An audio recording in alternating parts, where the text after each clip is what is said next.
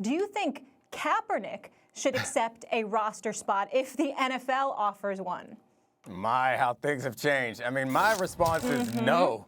Is no, because maybe, honestly, the more I explore it and think about it, it's probably just because I'm petty and Kaepernick is probably a better person than me. But I feel like the NFL doesn't deserve that. They need Cap now. Back when Cap needed them to have his back and Cap needed them to give him an opportunity to help their team out, by the way. I think about the Jacksonville Jaguars often as a team that was on the cusp of winning a championship but refused to entertain Colin Kaepernick as a possibility and missed out on their opportunity because he certainly would have been the difference in that situation. But back when he needed them, they weren't there. And so it kind of bothers me now that when they need him, because as we get further from this situation, we go 10 years from now when 30 for 30s are done about this period and books are written about this period, the NFL, if Cap comes back in, it's possible that the NFL could be viewed as a hero in this situation. Like, this is a redemption arc. They were wrong at the beginning, and then they figured it out, and they got on the right side of things.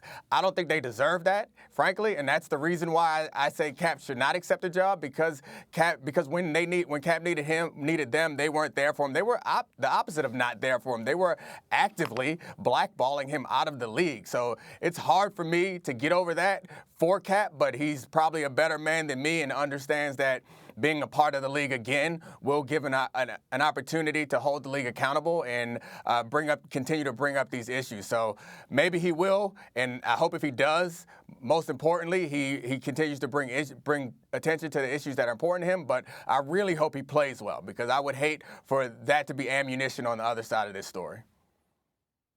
Well, this is why I love when you do the show, Domonique, because you are thoughtful about these things and sometimes come to counterintuitive positions. But I disagree with you. Let me start by saying I relate to what you're saying. Cap is a better man than you, right? It reminds me of Nelson Mandela being elected president and reconciling. He's a better man than me. That's not exactly the way it felt like I might have handled that situation, but it is, in fact, the mature thing to do. Let's say, because the impulse to not let that happen is throughout history too often, even if the kind of moral trajectory, as Dr. Martin Luther King said, it bends towards justice, but too often the bad guys get away with it, right? You don't want to let them off the hook. But in fact, what kind of outcome should we actually hope for? Should we hope for?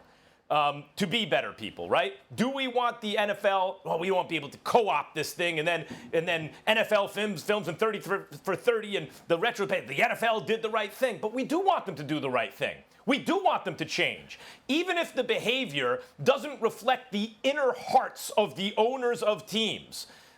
Who cares? It's the behavior that we care about.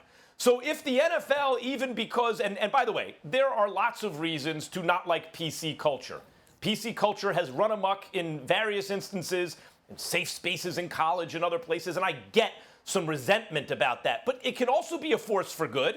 And even if it's simply being scared of PC or cancel culture or whatever, there's great if they will actually conform to righteous behavior, because the behavior is what I'm interested in.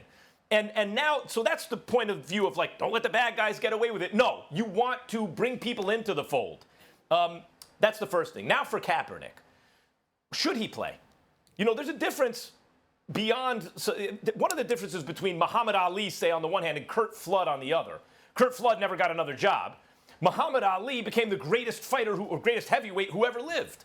Like, part of the reason we still talk about him is his platform was amplified, not by simply martyring himself on the cause and never being the same guy again or never fighting again after his exile, but because he came back against the odds and beat George Foreman and others. And whether we like it or not, the reason we're interested in Kaepernick in the first place is football.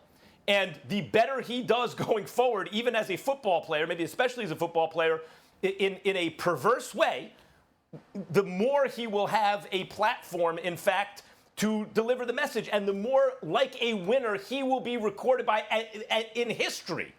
And so I think the idea, because that entails risk, right? Like, what if he falls on his face? Whoa.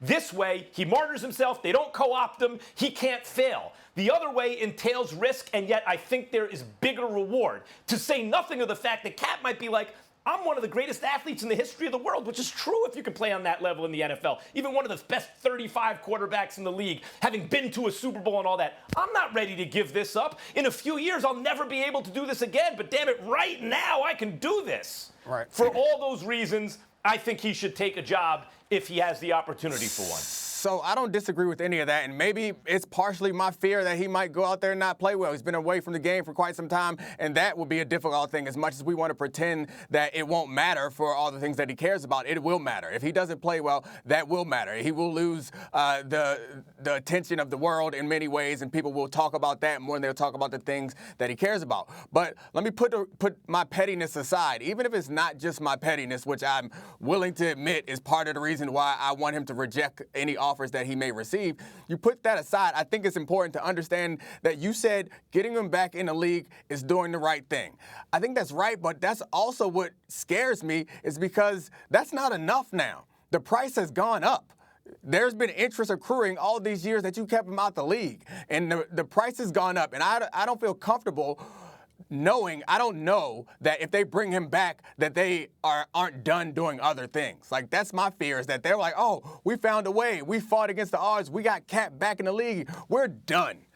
No, you're not done. You are committed to this. We expect you to be committed to addressing bigger issues going forward. And I think so many people will feel like, right now, no one, I'd say the vast majority of people think the NFL is not off the hook. The NFL owes the society some sort of reparations for their participation up until this point. They need to try to repair the issues that they've perpetuated. I think most people would agree with that.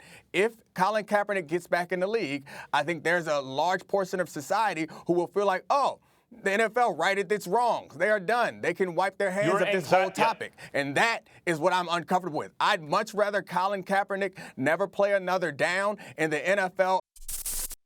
Thanks for watching ESPN on YouTube. For live streaming, sports, and premium content, subscribe to ESPN+.